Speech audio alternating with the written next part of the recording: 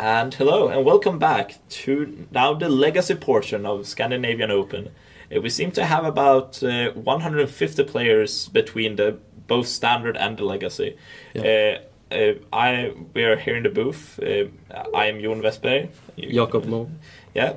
And we are going to commentate the first match of the Legacy Open, and we have a really good one in the first round that we are going to watch. Looks like we're seeing Christoffer Niemi versus Svante Landgraf.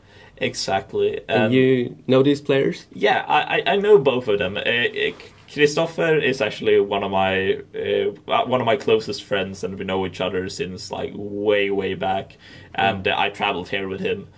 So I know him very well, and also what deck he's playing. He is on the Shardless bug deck. Oh, yeah, a really exciting one. It's my favorite deck in the Legacy format. Same for me, definitely. If I would be playing today, that's probably my deck. Yeah, it's so sweet. And Svante? Svante, I didn't come here with him, so I don't know what he plays, but I do know that he is a big fan of the Storm decks. And I actually caught a glimpse of a Ponder in his deck, so that could and we see a Duress here, so and the Lionside Diamond. So Svante is certainly on Storm as usual, but we see him mulliganing down to 5, I believe here. And if you would take a guess, would you say the Perfect Storm Ant? I think he has played Ant the most. Okay, but we'll see. Like, you never know. I just know that he is a big fan of Storm decks because we talked a lot about it. And actually, a fun side fact that when I was in Linköping at a convention there, I stayed at Svante's place, and he actually had, and he showed me a document on his computer with like it was almost like an essay, like a 10-page essay on how to play Storm, which he just wrote because, like, he never published it anywhere, but he just wrote it, for himself to watch. It was quite real ridiculous. Thorough player. Exactly. Sure. Let's hope that he's happy with this 5 and that it's actually a good hand, so we get a good game out of this. So Svante is currently down to 5, and Christoffer seems to be keeping a 7. Yeah. I'm pretty sure it does. We saw a hymn in his hand, a Force of Will. I think I saw a DK. Yeah, that is certainly cards they can have. What do you think of this matchup? Who is favored? What is important? Have any thoughts about it? I think one of the important deciding factors will be how much disruption Christoffer will have access to. Being able to disrupt the combo of Svante's deck will be extremely important, I think. Yeah. So he's looking for cards like Force of Will, Thoughtseize, Human to Torch, definitely, and stuff like that. Yeah, but also Svante's deck does have quite a fair bit of a disruption himself, as we see him play Duress here. Yeah. Christoffer seems to be thinking about Force of Will is the only realistic option here, I guess. Probably, yeah. So here we see the hand. It's an Abrupt Decay, a Shardless Agent, a Baleful Strix, a Force of Will, a Brainstorm, and a Hymn to Torok. I'd say that is a very good hand. Yeah, pretty solid. You have 2 pieces of disruption, and you actually have...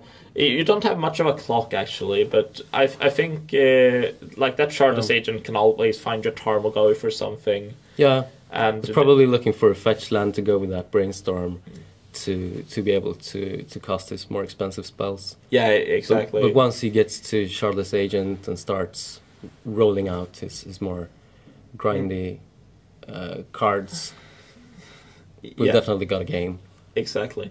We see Svante being very careful there, not cracking his fetch land, but Christoffer draws one of his own right off the top, which is a perfect draw here at the moment, because all he needs is basically lands. And the Duress picked the Force of Will? Exactly. Yep. And one card that is very punishing when your opponent is mulliganing to 5 is Hymn to Torag. But I believe that Svante played around it by playing out both his side diamond and his lotus petal, so he only has one card in hand now, I believe. Yeah. But then again, he played around it, but only having one card in hand as a Storm player is certainly not a good thing. Definitely. So, and this is probably, we don't know his exact list, but this is one of the more sort of safe combo decks, not one of the all-in ones where he has duress and probably force of will. We're not sure about his exact configuration, but mulling to 5 definitely hurts his game plan, being able to fight through disruption. So basically, we think he's looking for an Ad Nauseam or Infernal Tutor, one of those cards. Absolutely, something like that. I do like this line from Christoffer when he plays the Shardless agent immediately without even bothering to play to him.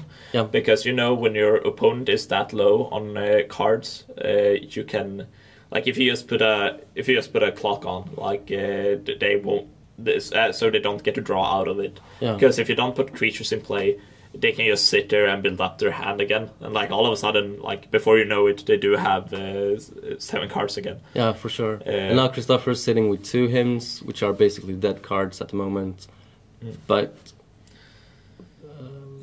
then again, the hymns are like, if Svante ever manages to build up his hand, like those hymns, like gets him back on square one, basically. Yeah, absolutely.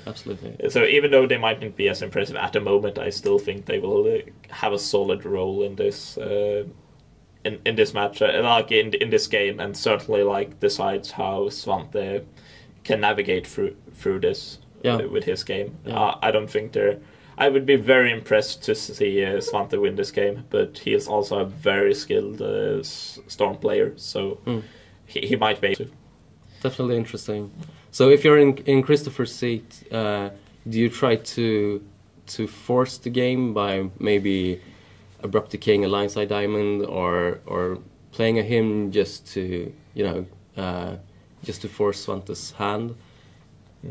I think so. I think as long as you have like a consistent source of damage, like maybe a little more than just the 2 damage of the Shardless agent. Yeah. But as soon as you got a clock going, you just do everything in your power to destroy every resource that Svante has to work with. Because I don't think Christoffer has any counter spells at the moment. No, Svante knows about that since he just Gitaxian probed and also duressed the Force of Will. Yeah. But then again, from the low amount of cards that Svante has, it's really hard to win from this position unless he top decks like an Ad Nauseam. And Christoffer knows that, so that is why he is brainstorming here to try to find a second Force of Will, basically. Yeah. Because Ad Nauseam is Svante's only out. We see a Wasteland here, which actually puts Svante down to just 4 mana, so like not counting the Lionside Diamond, because that doesn't work with for casting Ad Nauseam. Oh, true. So I think we'll see a Wasteland here after he plays a Abrupt Decay on the Lionside Diamond, just as you said. Good call. So a bit of a proactive plan. He's still looking for the counter spells, as we mentioned. Yeah, draws another hymn to Torag, it seems. All the hymns, but no cards to take with him. Then again, from this amount of resources, I don't think that Svante can possibly ever get back into this. And we see him hymning. He top decked the Ad Nauseam, so Christoffer made a really good call there, knowing exactly what Svante needed to get back into the game. And stripping of that, I think that unless that's a concession. Yeah, Svante concedes. He knows that Christoffer is good enough to know what he has to do, and knows that there's no way coming back from here. Definitely. So we don't, as we said, we don't have access to the deck lists. But if you would, Well, take a guess at sideboarding options? I do know Christoffer's deck list. Okay, perfect. Because we talked a little bit about that in the car on our way here. So I do know that Christoffer is actually splashing white in his Shardless bug deck. He plays a Scrubland in it. Yep. So he got access to Meddling Mage in the sideboard, which is a huge card here to sideboard in. Because especially when he plays cards like Thoughtseize, so he can see the hand first and then name another card that is in his hand. So the Meddling Mages will certainly come in to like lock down key pieces of Svante's deck, because that is certainly what his game plan is, to just lock Svante down, strip him down on resources, just as he did that game. The mulligan to 5 from Svante certainly helped Christoffer, I'd say. Definitely. Then, other than that, I don't really know. I'm pretty sure that Christoffer is not playing 4 Force of Will's main deck, and he might have some in the sideboard. At least he got like some sort more disruption. It's basically what's coming in, and like cards like Toxic Deluge and other cards that don't interact with permanent, like cards that interact with creatures or aren't big clock enough. Like I could see Shardless Agent even coming out in this matchup. I don't know. Bit of a slow card facing a very fast combo deck. Exactly. You rarely have time to play it. Yeah. What do you think we will see from Svante's perspective? What do you think he'll bring in? I would think some way of protecting your combo apart from the Force of Wills. If he does have them, we didn't see any Force of Wills, did we? From Christoffer? From the Storm player. I don't know. No, we didn't see any that game at least. Do you think he would have them in his sideboard? I don't think so. I actually now hear my somewhat. I'm not the most experienced. I do know the Legacy form, but I'm not the most experienced, so I actually don't really have that good idea how the Storm sideboard looks like. But I do know that. Because Svante has talked a lot about it, how complicated it is to sideboard with Storm. Because while you want to bring in cards for certain matchups, you don't like if you sideboard too much, you will just dilute your deck and you can't execute your main game plan. So you can't sideboard too much at all. A common problem with combo decks. Exactly, and one of the strengths with decks like Christoffer's deck that he can board out his situational cards that are bad in certain matchups to bring in like super powerful cards for the matchup he is facing, such as Meddling Mage and more disruption. So I actually think that I think that the game 1 is actually really in Svante's favor. Should be. And so taking game 1 from Christoffer now when games 2 and 3 get so much better is huge, and I think that Svante will have a really hard time getting back into this match. I agree.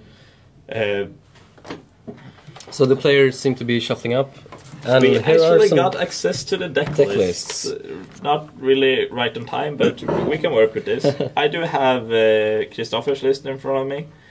I'm pretty sure we see a Notion Thief in the sideboard, a Vendilion Click. We have 2 Thoughtseize, 1 Grafdigger's Cage, 3 Meddling Mage, 1 Force of Will. And that is what I expect him to bring in. Like maybe not all of that, because those were a lot of cards.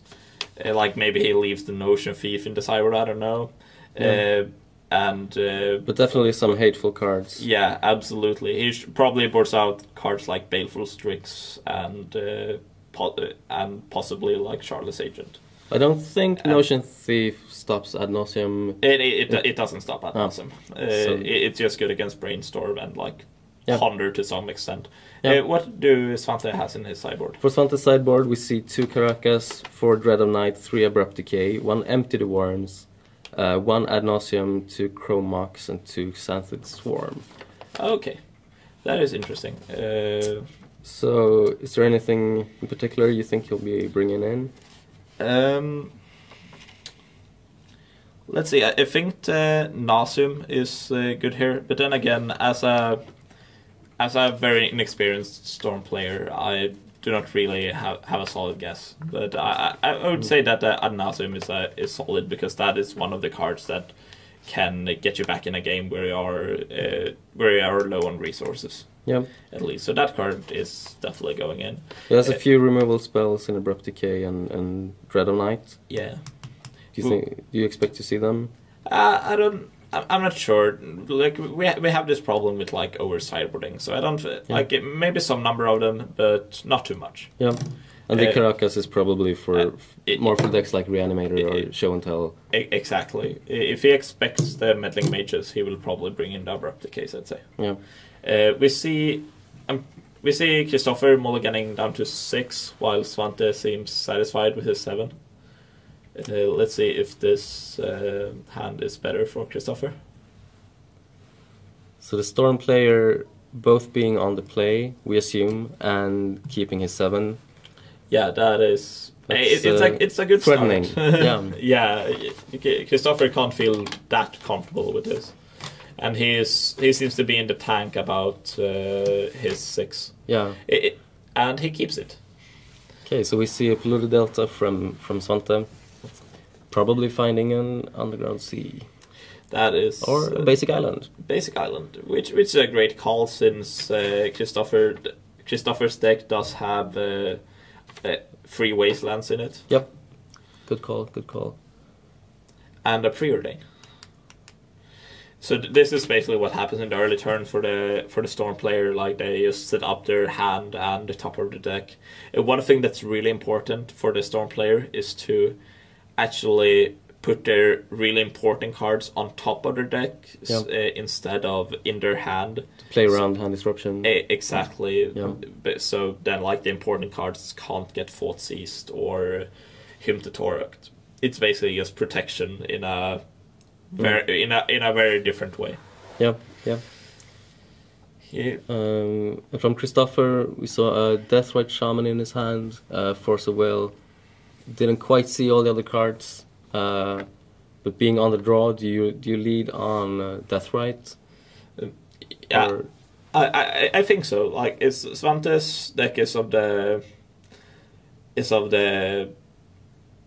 not the fastest version of Storm, so I think you can certainly do that. But oh my god, what is going on here? Svante is definitely going off. Is this the 4 0 mana artifacts and a Force of Will of the Infernal Tutor? This is certainly a thing that this might have been like a really serious blowout. Yeah. It was certainly the hugest blowout ever. But I think we can track this even more back. I think that Svante went for that in the first place just because Christoffer tanked on his 6. He was in the tank for so long if he should keep his 6 or not. Yeah. So that Svante probably expected him to not have a Force of Will or not much disruption, because that is certainly a reason why you would not keep a 6-card hand. Yeah. And that's why he just went for it. But so do you think this is mind games from Christoffer's part? I know that Christoffer is skilled enough to certainly be capable of such a thing. I will ask him for that later. Amazing. But I would actually expect him to, because we'll definitely have to ask him after the round. Yeah. And we also see Christoffer just play the Wasteland as his second land drop, so heads up by Svante not fetching the Underground Sea. Yeah. Which I suggested. Exactly. Shows my experience with with the format. You're just human. We can't all be perfect. No. I think this game is pretty much over at this point. Like I mean, Svante is down to 1 permanent, trying to build up a hand again. Svante took a risk. He got punished for it. By saying that, I'm not saying it's the wrong line. I'm pretty sure that Svante knows what he's doing, and I think that is what he had to do with that hand. But we just see him get brutally punished, and Christoffer is running away with this game, just causing all the brainstorms, and we see another Force of Will in his hand, among other like great cards. So not much. Also has the Wasteland in play, keeping Svante off his second land. Exactly. Just standard procedure at this point. But this looks like a quite quick 2-0 victory for Christoffer. But is there any chance that you would take a mulligan if you were in playing the Storm deck You see a 7-card hand with a turn 2 kill. Turn what do you mean? Or was it turn 1? Yeah, turn 1. Turn 1. Yeah. Is there any way you would take a mulligan? Probably not. Like on the play especially. Like if I were on the draw, like I knew that my opponent probably plays 4 Thoughtseize and 4 Force of Will. Yeah. Like I might consider if my hand is very vulnerable. Yeah. But if I'm on the play, like if they don't draw one of the 4 elves, which I don't know the exact percentage, but it is certainly not above but it's certainly not that high, so you just don't go for it. Like just do it. Like seems like a good call. High risk, high reward. Yep. Unfortunately, this time he got punished for it. Yeah. Not looking very good. Then again, in this matchup, like he knows that if Christoffer untaps, he can like start chaining Thoughtseize into him and such. And if he doesn't go for it, like, and Christoffer doesn't have the Force of Will, it just gets he can get punished in other ways, but definitely that way that is probably a Grafdigger's Cage. Yeah, because I think that's the only card he can play for colorless mana in his deck. Like for only colorless mana. It's definitely a 1-mana colorless card. Yeah.